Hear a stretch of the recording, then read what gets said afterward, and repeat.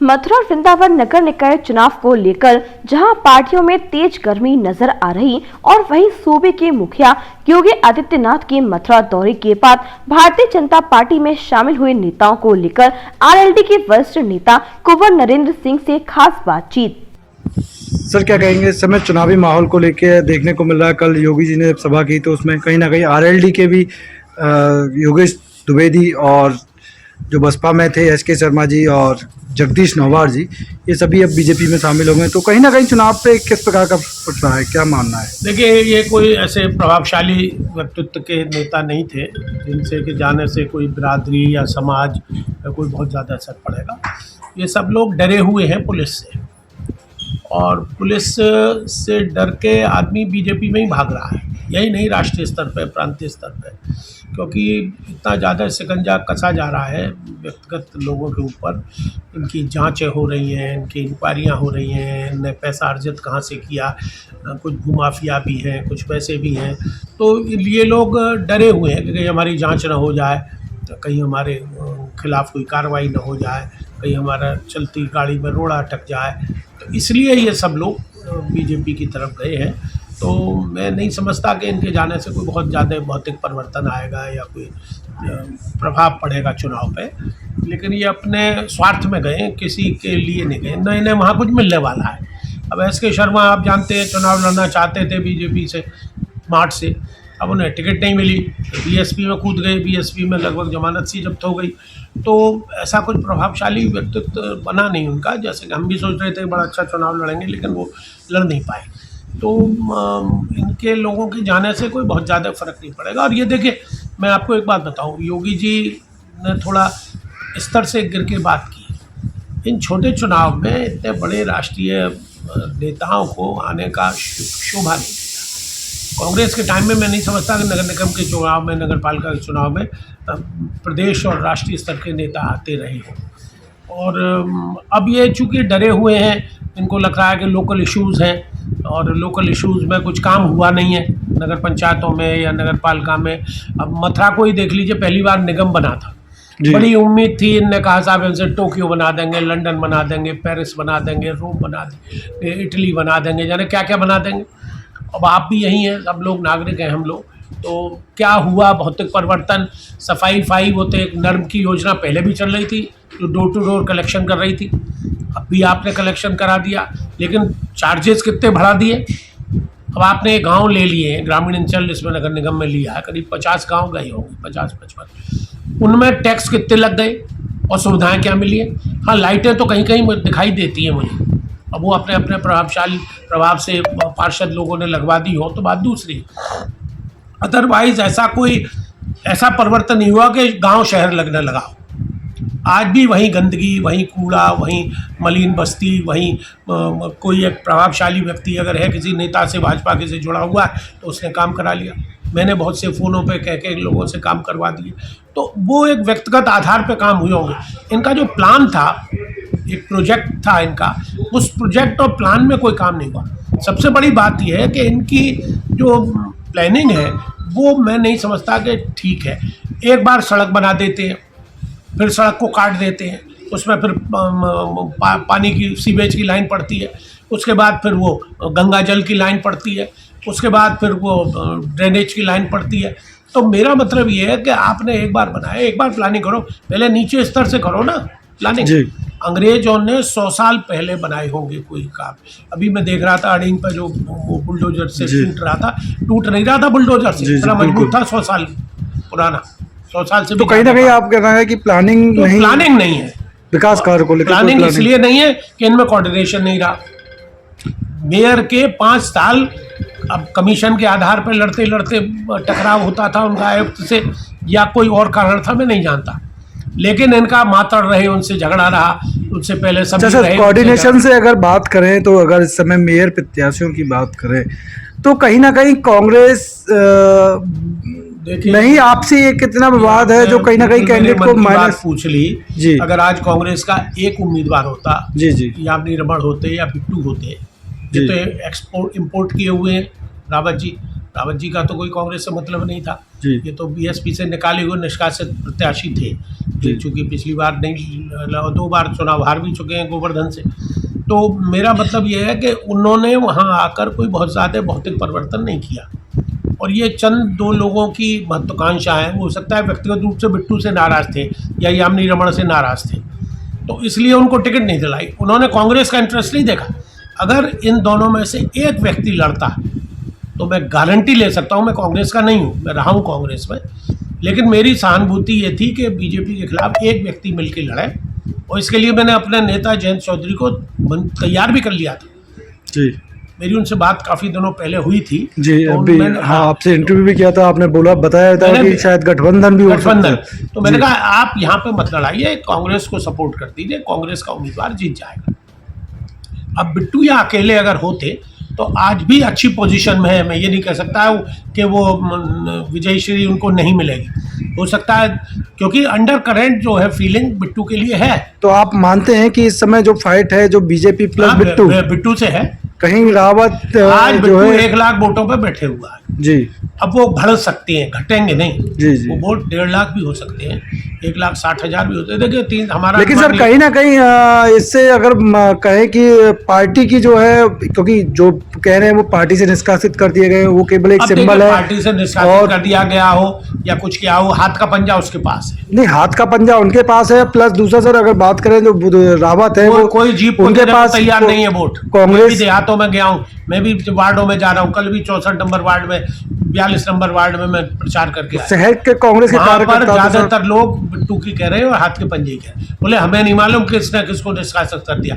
बिट्टू परंपरागत कांग्रेसी है और उसके हाथ का पंजा उसके पास है, तो हम तो हाथ के पंजे पे मोहर लगाएंगे।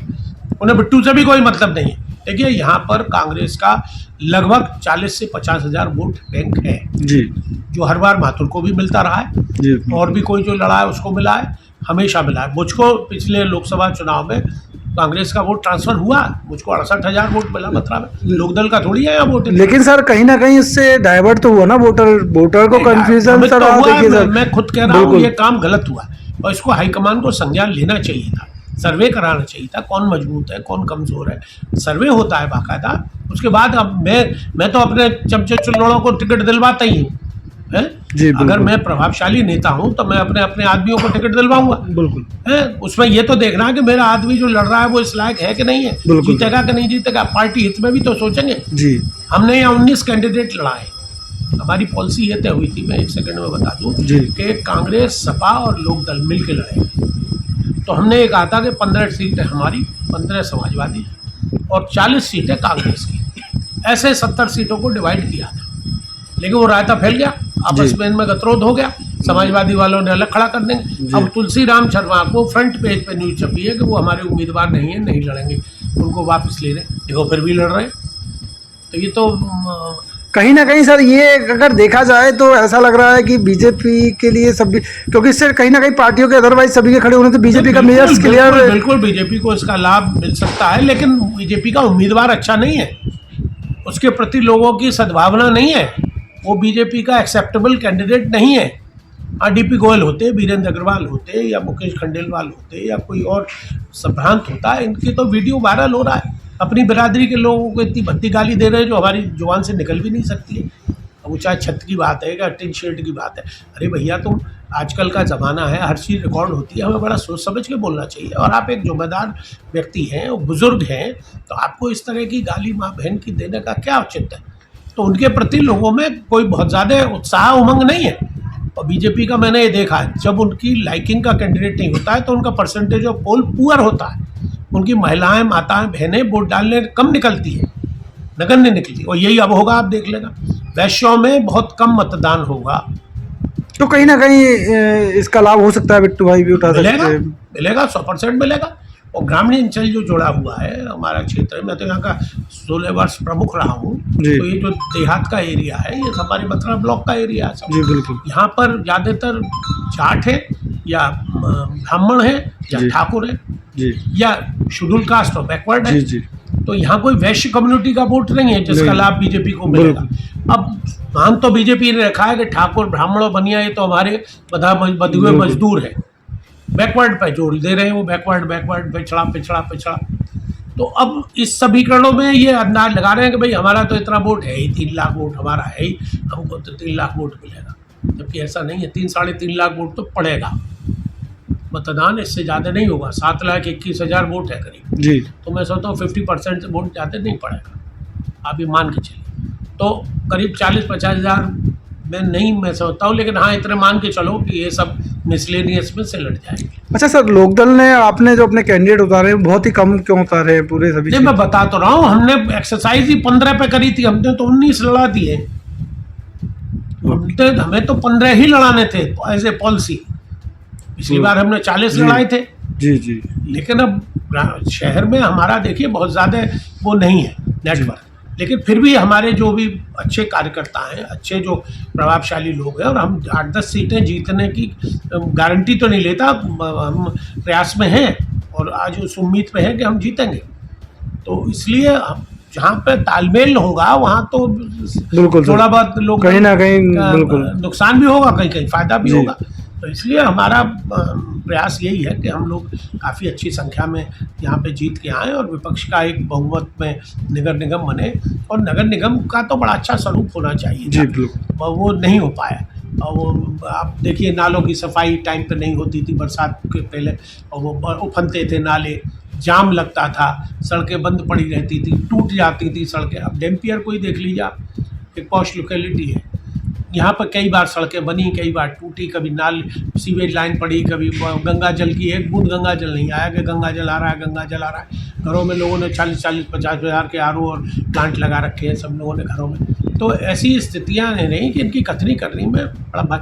अब कल योगी जी आए थे, जी मैंने अखबारों में पढ़ा है और सुना है, टीवी पे भी, कि वो कह गए कि हम मथुरा के कॉरिडोर के लिए करेंगे और जमुना के शुद्धिकरण। आज तक तुम जमुना के लिए शुद्धिकरण कुछ नहीं कर पाए हैं। नमामि गंगे आपने योजना बना दी, उसमें यमुना क्यों नहीं शामिल करी गई? यमुना की गंदगी को कौन दूर करेगा? भाई पानी का बहाव एक तो कम है उसमें, ऐसा नहीं है गंगा में प्रदूषण नहीं है, लेकिन वहाँ बहाव बहुत है इसलिए वहाँ से बह जाता है। पानी बहुत है, पर्याप्त, यहाँ पानी कम है। तो अब मुझे ध्यान है अटल जी ने एक योजना बनाई थी कि सारी नदियों को जोड़कर हम लोग पानी इसमें लाएं, जिससे कि इसका प्रभाव बढ़े, बहाव बढ़े। अलकनंदा है, व्यास नदी है, जितनी भी ऊपर जी, से जी, पहाड़ों बिल्कुल। से नदियाँ निकल रही हैं, उसको सबको कलेक्ट करके हम लोग लाए। वो पानी वेस्ट होकर समुद्रों में चला जाता है या गंगा में चला जाता है, तो वहाँ तो बहाव ज़्यादा है। हमारे यहाँ जमुना में कम है, हमारे यहाँ लोअर कैनाल है। मार्ट में देखिए गंगा नहर का पानी आता है, खूब पानी आता है। जी। यहाँ फसल बोने के लिए हम लोग रोज़ एक्सीएन को फ़ोन करते थे, पानी छुड़वा दीजिए लोअर कैनाल में, अपर कैनाल में।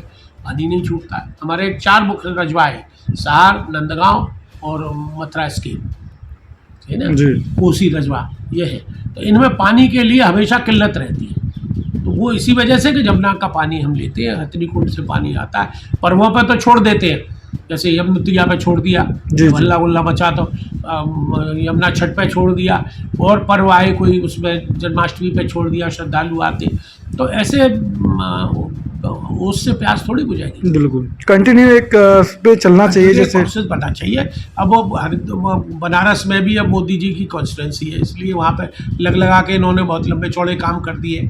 हो सकता है गंगा वहाँ शुद्ध हो गई हो, हमने तो कहीं नहीं देखी, लेकिन यहाँ पर जमुना को शुद्ध करने के लिए तो आपको एक प्रोजेक्ट बनाना पड़ेगा और उसमें पानी लाना पड़ेगा।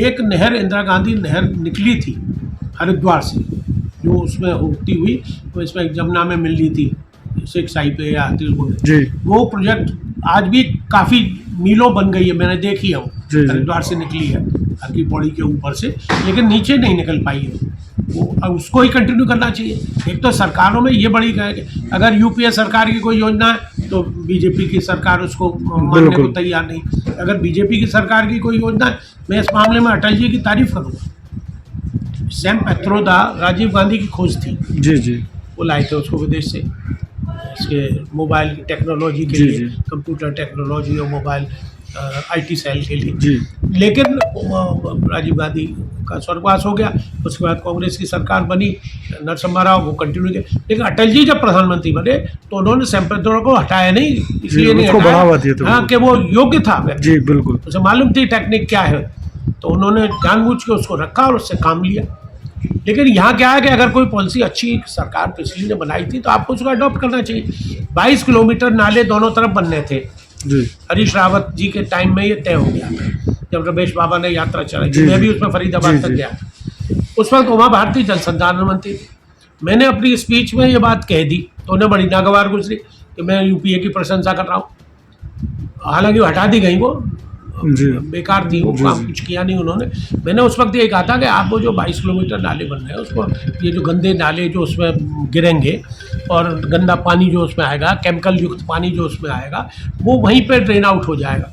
उनमें वो ट्रीटमेंट प्लांट लगाएंगे और उस पानी को फिर दोबारा रिसाइकलिंग करके तो उसके लिए वो तो कह रहे थे पीने योग्य भी बन सकता है, जी बन बिल्कुल, जाएगा पानी, बिल्कुल बन सकता हैं? है। लेकिन चलो पीने योग्य न बने तो हार्वेस्टिंग के काम आ जाता, सफाई जी।